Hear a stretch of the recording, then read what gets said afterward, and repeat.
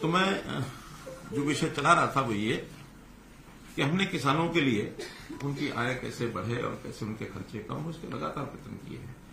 और कुछ प्रावधान केंद्र सरकार की ओर से आए भी थे। वो एक चैप्टर ऐसा है जो आपको पता है, हमको पता है कि कैसे मार्केटिंग में लोगों को सुविधाजनक तरीके से अपने फसल को बेचने के लिए जो कुछ बंधन बने हुए हैं उनको हटा करके और मौका मिले सबको, ज्यादा लोग खरीदा आए, ज्यादा मंडियों में नई मंडियां भी खुले, उनके रेट्स कंपटीशन में आकर के और उसकी डिमांड बढ़े, कुछ प्राइवेट प्लेयर्स उसमें आए। लेकिन वो दुर्भाग्य से 3 कानून वाला जो विषय था उसमें कई चीजें थी और किसान हित में थी लेकिन नहीं हो पाई। ठीक है, वो प्रधानमंत्री जी ने स्वयं कहा कि हम शायद उनको समझाने में कामयाब नहीं हुए।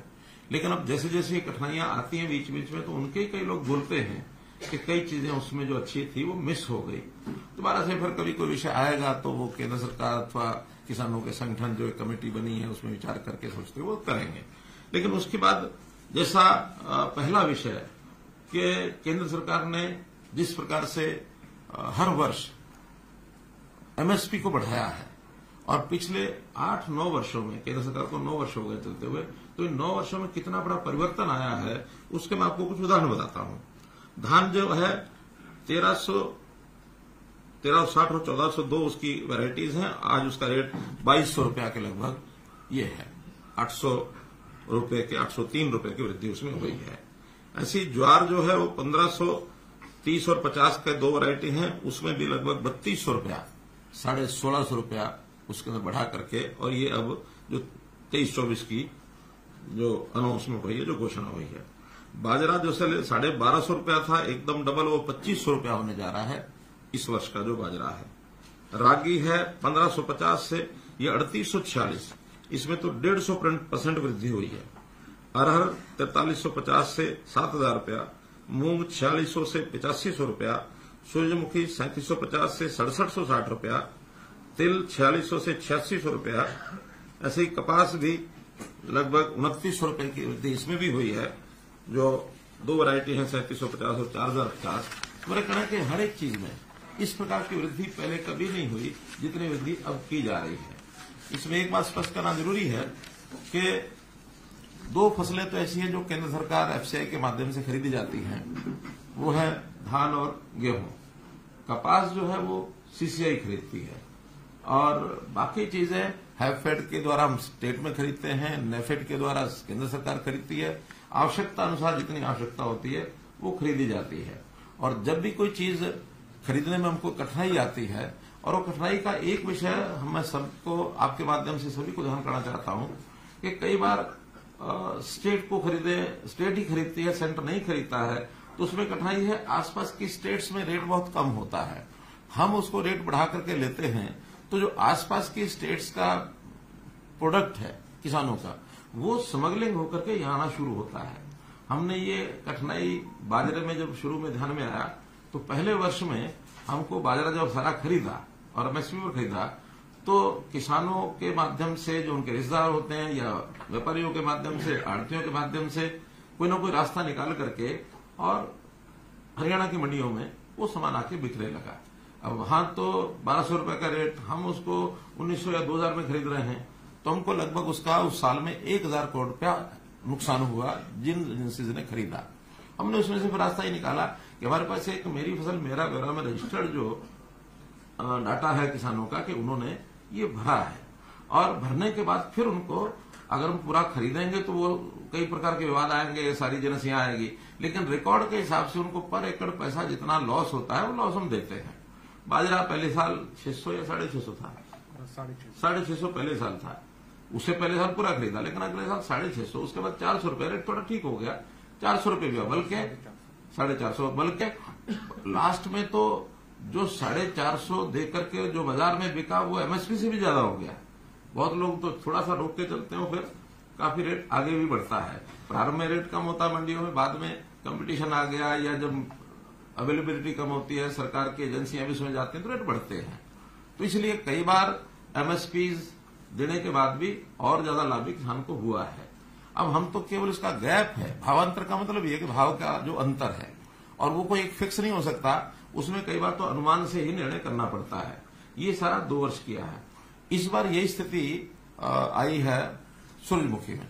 सूरजमुखी का जब हमने 1000 रुपया सोचा था, घोषणा थोड़ी लेट की, लेकिन जब सोचा था उस समय मार्केट में रेट 40-48 रुपया चल रहा था। अचानक जो इंपोर्ट ड्यूटी खत्म की पाम ऑयल के ऊपर, तो रेट एकदम डाउन आ गए। सरसों के रेट डाउन आए, सूरजमुखी भी डाउन आए। तो वो 1000 तो हमने घोषणा किया, और वो भी हमने उसमें लिखा था कि इंटरिम एक प्रकार से सब्सिडी है, सब्सिडी नहीं, भावांतर भरपाई है। हम इसका विचार करके रेट को देखेंगे, और रेट फ्लक्चुएट होते रहते हैं, उस रेट के हिसाब से इसको आगे जो बढ़ाना होगा बढ़ाएंगे। रेट ज्यादा कम आया तो हैफेड की तरफ से एक प्रस्ताव आया कि हम इसको खरीद सकते हैं, क्योंकि हैफेड कमर्शियल परचेज करती है। तो हमने कहा ठीक है, आप खरीद सकते हैं, तो मैक्सिमम रेट जितना आप मार्केट में कम्पीट करने के लिए खरीद सकते हैं आप खरीदिए। उन्होंने सोचा कि 4800 रुपये हमारा कंपटीशन आ जाएगा, 4800 खरीदेंगे, 4800 और 1058 बनता है। लेकिन मेरा मानना ऐसा है, हमारे सबका जो टीम के रूप में बैठे, कि ये रेट 4800 से ऊपर जाएगा।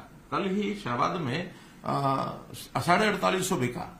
जो ढेरियां 4800 रुपये खरीद रहे थे हैफेड के लोग, उनको नहीं मिली, बल्कि बाहर व्यापारी ने 4850 खरीदी। अब वो 4850 खरीदेगा, स्वाभाविक है हैफेड जो खरीदना होगा तो 4900 में जाएगा। तो इस कंपटीशन में हमको लगता है कि रेट 5500 तक भी जाएगा।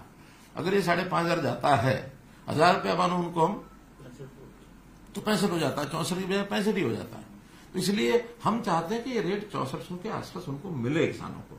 लेकिन आज निर्णय एकदम करने से बाजार रेट में कई बार कठिनाई आती है। हम इसके ऊपर नजर रखे हुए हैं, और बहुत जल्दी जैसे ये रेट्स तय हो जाएंगे तो उस समय हम रिवाइज भी कर सकते हैं। क्या? भावांतर भरपाई। और रेट तो मार्केट ने अपने आप करना, उसमें हमारा रोल ज्यादा नहीं है। हाँ, हैफेड उसको खरीदने में अपने जितनी क्वांटिटी उनको चाहिए वो खरीदने में आगे बढ़ेगी। हैफेड से जब हमारी बात हुई तो उन्होंने कहा कि हम लास्ट डे तक भी मार्केट में रहेंगे। किसी का भी किसी को शक ये हो कि शायद हम बीच में छोड़ के जाएंगे, हम खरीदने के लिए अपनी क्वांटिटी में 4800 तो आज खरीद रहे हैं। अगर कम मिलेगा हमें तो हम अपने रेट को, यानी अपनी क्वांटिटी को पूरा करने के लिए इस रेट को जहां तक भी हमको मिलेगा वहां तक हम लेकर के जाएंगे। स्वाभाविक है, जब मार्केट में रेट बढ़ता तो हैफेड को भी उसमें उसके अंदर एक कंपटीशन में इजीनेस हो जाती है, क्योंकि मार्केट उन्होंने बेचना है। उनका अपना सामान जो है, चाहे वो तेल निकालेंगे उसका, चाहे उसमें घी बना के बेचेंगे, वो मार्केट में बिकता, मार्केट के रेट के हिसाब से बिकता। तो इस नाते से मैं इतना ही उसमें अश्योर कर सकता हूं कि हम इसमें जो एमएसपी है वहां तक रेट ले जाने के लिए हमारा पूरा प्रयत्न है। लेकिन आज इस समय में कोई बात कहना वो हमारे लिए दोनों तरफ से हमको लगता है कि उचित नहीं है। हाँ, इसके ऊपर कुछ राजनीति करने वाले लोग राजनीति करते हैं, कुछ दबाव डालने के लिए भी संगठन लगे रहते हैं कि जो करना आज ही करो, जो करना आज ही करो। हम उनको समझाते हैं, और कभी कभी तो उनको समझ में आती है। जैसे हमारे जो संगठन जिन्होंने इसका मांग की थी, तो पहले दिन तो यही बात आई थी कि ठीक है, आप हैफेड को उतार दीजिए, 1000 रुपये आपने दे दिया, आप हैफेड को उतार दीजिए, रेट हमारा बढ़ जाएगा, बाकी ठीक हो जाएगा। हमने बात मान ली, लेकिन जब मान ली तो फिर कह दिए नहीं, पहले पूरा घोषणा करो। तो घोषणा करने का जब भावांतर भरपाई दी जाती तो घोषणा हम नहीं कर सकते। इस नाते से उस काम को किया। अब एक सज्जन तो हमारे, अब राजनीति कहूंगा, अपने इस्तीफे का भी बयान कर गए। मैं सोच रहा था कि भी वो कोई इस्तीफा उनका, क्योंकि as chairman of sugar cane जो बोर्ड है, उस नाते से इस्तीफा मेरे पास आना चाहिए या सरकार में किसी को मिलना चाहिए। वो हम ढूंढ ही रहे हैं, कहीं इस्तीफा हमें मिला नहीं है, कहाँ है। देखिए, आएगा तो उसके बाद फिर उनसे बात करेंगे ना। अब तक इस्तीफा आया नहीं सर? ना किसी के पास, हमारे पास सरकार में किसी में मंत्री नहीं, वो तो देखिए सामने वाला क्या सोच के ये कह रहा है, ये उसकी अपनी बात है। इस्तीफा आएगा तो बात करेंगे, हमारे पास कोई इस्तीफा आया नहीं है। अब यही मैं आपको बता रहा हूँ कि आप पूछो कि कहाँ गया इस्तीफा। मुख्यमंत्री को टोल टैक्स में चेक कराओ, मेरे पास कोई इस्तीफा नहीं है।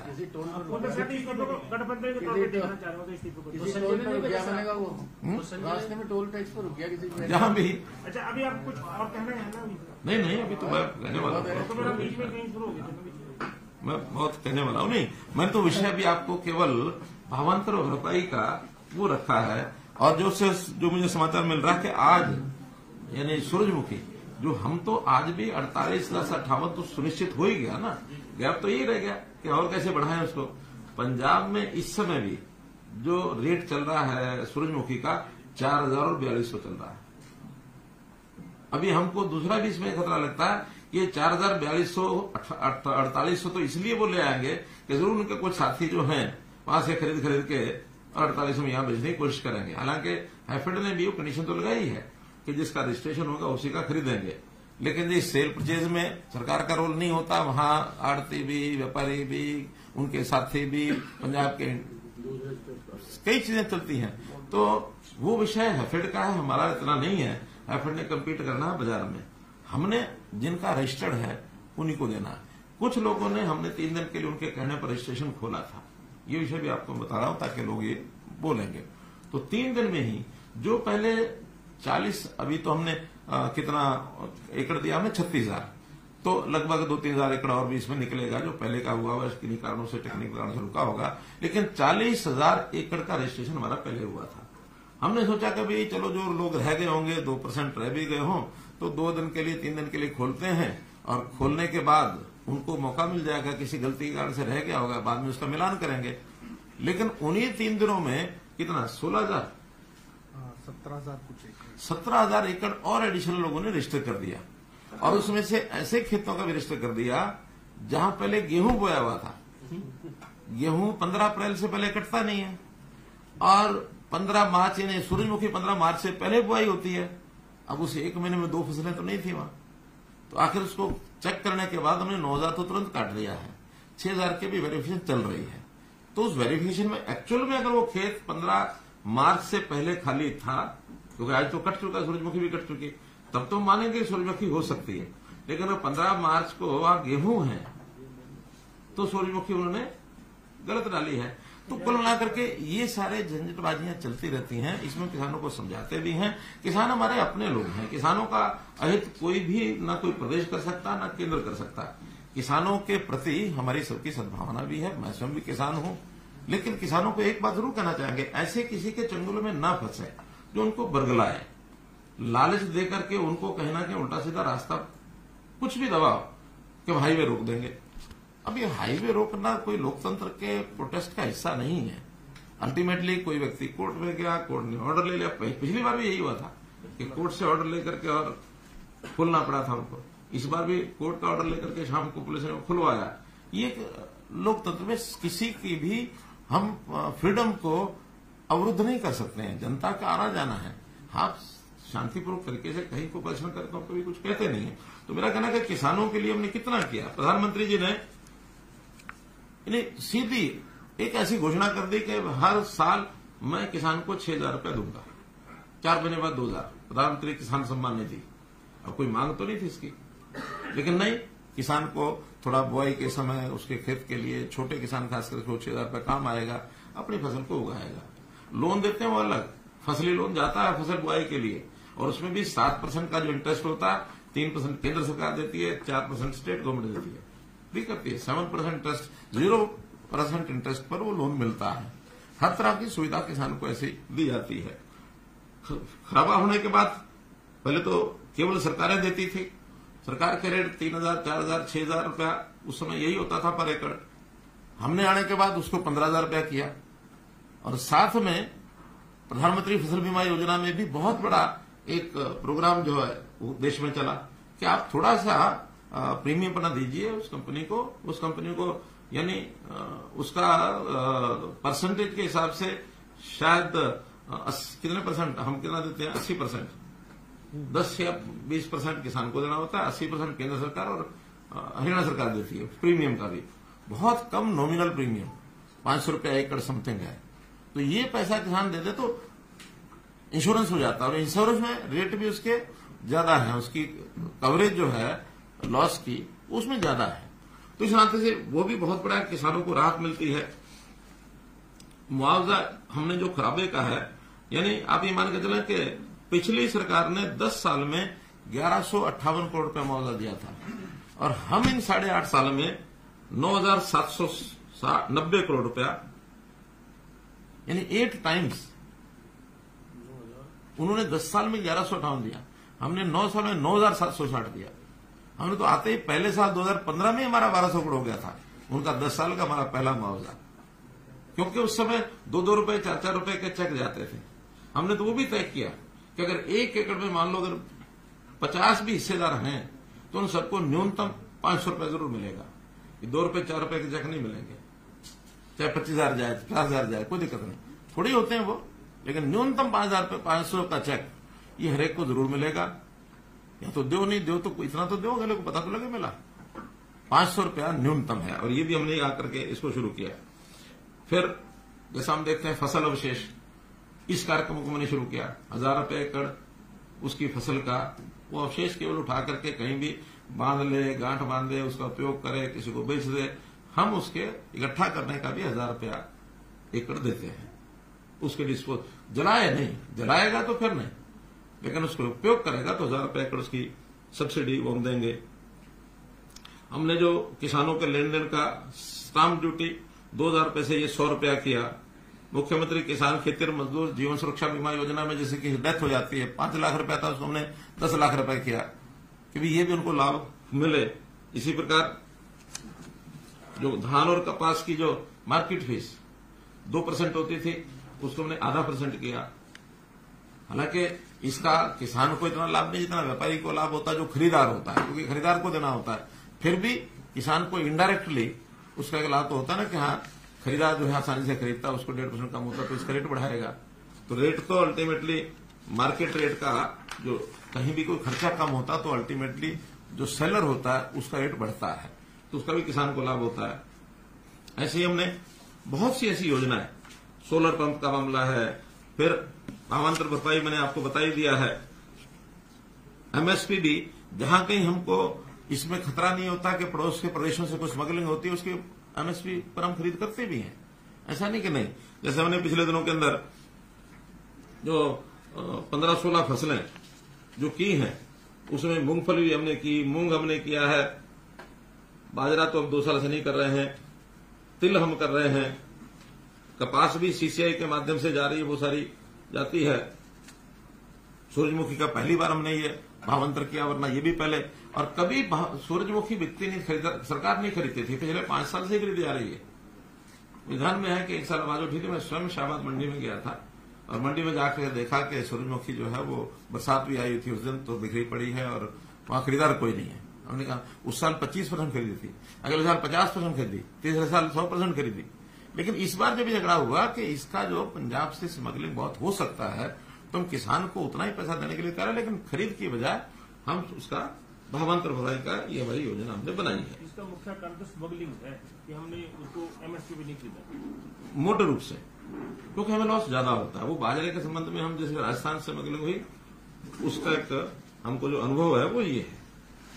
और आज भी हम तो जो हमारे पास रजिस्टर्ड है उसको देंगे। ऐसे ही हमने पानी किसान को पूरा मिले, तेल तक हमने पानी पहुंचाया। पानी के जो प्रबंध किए हैं, कल भी मेरी बातचीत में आप लोगों ने सुना होगा, मैंने सारा विषय पानी का रखा। तो चलो खैर,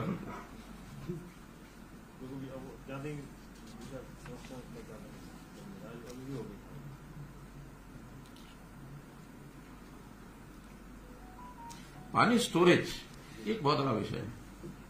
हमने खास करके सिरसा जिला, हिसार जिला, पानी की जो डिग्गियां बनाई हैं, पानी का जब उपलब्ध होता है उसमें भरो, जब जरूरत है उसमें माइक्रो इरिगेशन का उपयोग करो। अभी सिरसा जिले में जो 3 दिन का मेरा टूर था, उनका कि डिग्गियों की जितनी अधिक आप कर सकते हो हमारा बहुत लाभ होगा। बल्कि लोगों ने तो यहां तक भी कहा कि इस डिग्गी के लिए तो आप थोड़ा सा भी सब्सिडी दे दो, ज्यादा न भी दो, लेकिन इसका एक बार हमें खोदने दो, क्यों परमिशन लेनी पड़ती है, पानी हमको देना है, तो पानी सैंक्शन कर दो इसका, और डिग्गियों का थोड़ा सा भी सब्सिडी देंगे, बाकी हम लगाएंगे। इसका प्रोग्राम जो है इसको आप चलाइए। क्या किया फिर आपने? तो हमने डिग्गियां खुद उसकी खुदाई है, 4000 ऑन फार्म वाटर टैंक ये बने हैं और एक ही साल में बने हैं, जिसका 20,000 एकड़ के अंदर उनको सिंचाई का ये लाभ हो रहा है। इसको और आगे बढ़ाएंगे कि अगर पानी जब बरसात का आता है तो उसको कैसे इकट्ठा कर सके, या बरसात के सीजन में नहरों में पानी पर्याप्त होता है हमारे पास, तो उसको हम डिग्गियां भरते हैं। साल में 2 बार भी डिग्गी भरेंगे तो अपना खेत में सिंचाई कर लेंगे। ऐसे ही 4000 तालाब हमारे ऐसे हैं जो साउथ हरियाणा में है। उन साउथ हरियाणा के तालाबों को भरना, जैसे मैंने कल बताया कि मसाड़ी डैम है, उसको भी भरते हैं।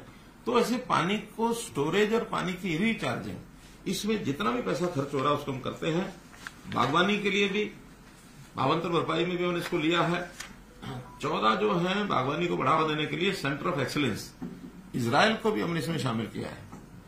तो ऐसे बड़े बड़े प्रोजेक्ट विदेशी सहायता से भी वो भी हम करते हैं ताकि किसान को इसका लाभ हो। जैसे मशरूम केंद्र है, जैसे मधुमक्खी का है, रामनगर में मधुमक्खी का जो केंद्र है वो भी विदेश की एक टेक्निक है, उसके माध्यम से ले रहे हैं। FPOG हमने बनाए हैं। वर्टिकल खेती, इस पर हम चले हैं। हाइब्रिड सब्जी, ये भी एक प्रयोग कोई चल रहा है। पशुपालन, अब पशुओं का बीमा, ये भी हरियाणा ने ही शुरू कराया, तब जाकर के देश के कुछ और प्रांतों में शुरू हुआ है कि पशु भी आखिर किसान का एक धन होता है, उसका भी लॉस होता है तो उसको मिलना चाहिए। पशुधन सुरक्षा योजना के अंतर्गत 8,52,000 पशुओं का बीमा किया गया। फिर क्रेडिट कार्ड, पशु क्रेडिट कार्ड, एक तो किसान क्रेडिट कार्ड है, पशु क्रेडिट कार्ड, ये भी चालू कराया ताकि पशु भी कोई खरीदे बेच सके, उसमें भी उसको पैसा चाहिए तो ले सके। देसी गायों की जो डेयरी का भी हम जो सब्सिडी देते हैं वो भी 83 करोड़ रुपया जा चुका है। दूध का 5 रुपए किलो लीटर का, ये भी पशुपालकों को इसका भी हम लाभ देते हैं। प्रगतिशील किसान, उनकी सम्मान योजना और नए प्रगतिशील किसान कैसे बने, उनकी ट्रेनिंग का ये पैसा भी हम अलग से इन सबको देते हैं। कुल मिलाकर के जितनी भी योजनाएं हैं, ये चाहे हमारी सिंचाई की योजनाएं हैं, इन सिंचाई की योजनाओं में भी कुल अभी तक पिछले 5 साल में जो हम अनुदान और जो इन योजनाओं को सरल बनाने के लिए हमने जो खर्च किया है, 6 और 3 9 और 5 14 और लगभग 1500 करोड़ रुपया इस पर अभी हम खर्च कर चुके हैं 5 साल में, नहरों के सिस्टम को ठीक करने के लिए। हमारा एक तो जो WJC का प्रोजेक्ट है, उसका बहुत बड़ा लाभ ये अगले सालों में मिलने वाला, जैसे वो कंप्लीट हो जाएगा। और इसी प्रकार जो खेती के लिए जितनी मैंने योजनाएं बताई हैं, उसमें किसान सम्मान निधि है, बीमा है, खराबा है, अवशेष जो बचे उनका, जीवन सुरक्षा की जो मैंने बात बताई है, सोलर सब्सिडी जो छोटे पंप हैं 10 BHP, वहां तक के जो है 52-53 हजार अभी हम पिछले साल में लगा चुके हैं। हमारा टारगेट 50,000 का था, 53,000 सोलर लगाए हैं। 960 करोड़ रुपया इसमें सब्सिडी दी है। फिर मिकाडा मैंने बताया, कोल्ड स्टोरेज, मधुमक्खी, मशरूम, वर्टिकल खेती, पशुपालन, इन सब पर मिलाकर के पिछले 5 या ये शायद 8 सालों का भी कुछ है, कुछ 5 सालों का दिया है, अलग अलग करके है। तो ये 22, 23, 23,500 करोड़ रुपया केवल सब्सिडी का गया किसानों को। और इस प्रकार से इतनी बड़ी मात्रा में थोड़ा सा डिटेल 23,500 बड़े नहीं, इसमें बिजली सब्सिडी नहीं है। इसमें किसान सम्मान निधि है 4,300 करोड़, 6,100 करोड़ जो बीमे का अनुदान मिला है लोगों को, नहीं जो फसल बीमा योजना 6100 करोड़ रुपए मिला है, 6200 बल्कि सरकार ने जो खराबे का दिया वो 9,760, तो कुल मिला के 9, 6, 15 और 4, 19, 20 तो यही है। बाकी लगभग 2,500 करोड़ रुपया बाकी छोटे छोटे और जो आइटम्स हैं, जिसमें भावांतर भरपाई योजना ही 900 करोड़ रुपया तो जा चुका है, बाजरा। और ये जो आज हमने 29-30 करोड़ मैंने जोड़ा, 29 करोड़ 13 लाख है, तो ये कुल मिला के 900 करोड़ रुपया ये गया है। तो ऐसा किसान के हित में जब भी कोई बात आती है, ऐसा ही नहीं हम कहते कि किसान हमारा अन्नदाता, वो है, लेकिन मेरा फिर वही कहना है कि किसानों को भी हम अपील करना चाहते हैं कि ऐसे जो किसान संगठन एक राजनीति के तौर पर चीजों को आगे बढ़ाकर करते हैं, और प्रेशर जो होता है उस प्रेशर से कोई लाभ होता नहीं है। जो हमने किसान को देना वो देना ही है। और एक किसान के प्रति हमारे मन में जो एक भाव है, उसके प्रति सम्मान का भाव, आदर का भाव, सहानुभूति का भाव सब है। क्योंकि छोटा किसान है, छोटे किसान को तो बहुत संकट होता है। 1 एकड़ 2 एकड़ वाला तो परिवार के सिस्टम को चला ही नहीं सकता है, बड़ा किसान फिर भी अपने सिस्टम को चला लेता है।